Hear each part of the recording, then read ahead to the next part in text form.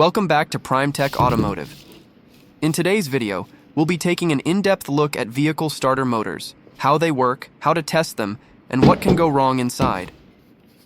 We'll begin by bench testing a good working starter motor and a faulty starter motor side by side to clearly show the difference in operation. Then, we'll disassemble the faulty unit to find out what caused it to fail. And in this case, it turned out to be worn-out brushes inside the motor. What is a starter motor?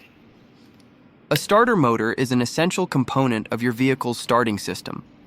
Its job is to crank the engine by turning the flywheel when you turn the ignition key or press the start button.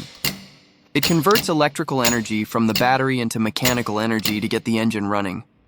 As you can see, this faulty starter motor doesn't turn when I apply power, but the Bendix gear called drive assembly pushes forward. The faulty starter was removed from Honda Civic. You will see now how the good working starter motor works when bench testing.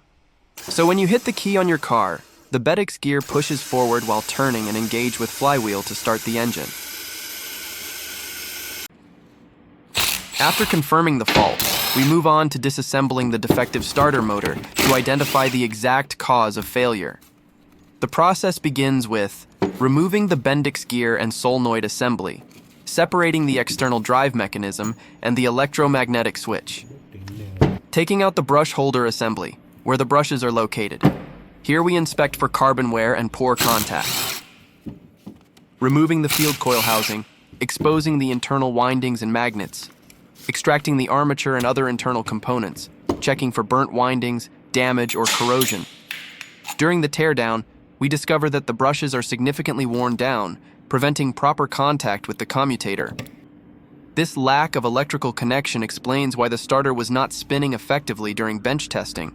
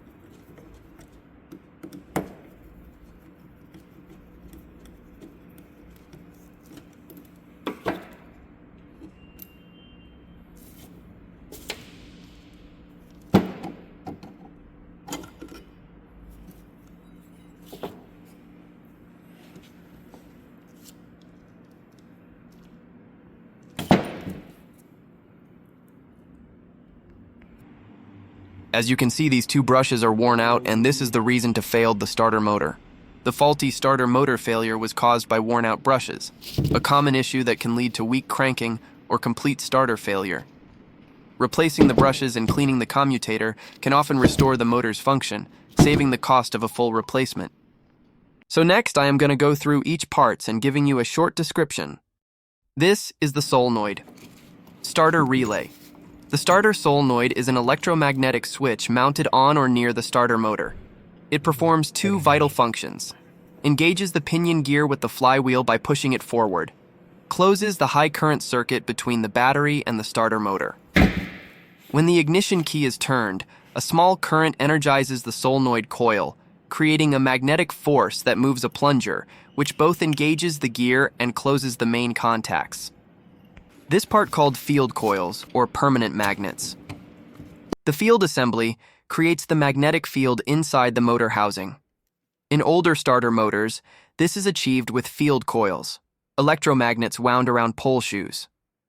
In modern designs, permanent magnets are used to reduce weight and improve efficiency. The interaction between the magnetic field and the armature's current causes the armature to rotate. The armature is the rotating core of the starter motor. It consists of a shaft with a laminated iron core and conductive windings around it. When current flows through these windings, a magnetic field is created, interacting with the field magnets to produce rotation. The armature is supported by bushings or bearings at each end for smooth spinning. Its purpose is to convert electrical energy into mechanical rotation, which turns the engine's flywheel. The commutator is a cylindrical segment made of copper attached to the armature shaft. It acts as a rotating electrical switch, reversing the direction of current through the armature windings to ensure continuous rotation in one direction. Carbon brushes make sliding contact with the commutator to deliver current. The commutator must remain clean and smooth for proper operation. Pitting or wear can cause starting issues.